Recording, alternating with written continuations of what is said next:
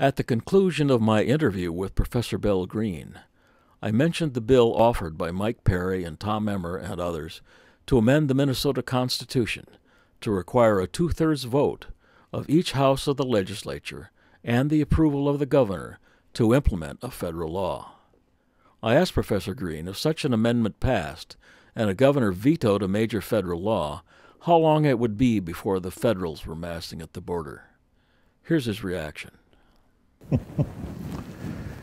I don't know how long it would take, but I mean, my first reaction is that that legislation, that concept it sounds familiar, and it's interesting to note how much, even though we're in the 21st century, we still hear a little bit of the 19th and 18th and 17th century language come up, and we may not, whether we learn from those lessons is left for the future to decide. I like to believe that after a hearty debate, that bill would probably be would not succeed.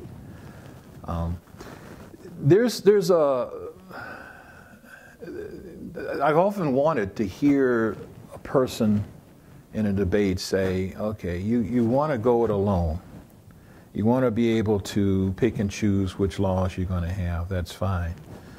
How much money have you received for, floods that you got from the federal government to help the state? How much money have you received for any kind of emergency? How about federal grants for education, or for health, or for any number of issues, construction, the bridge, highways?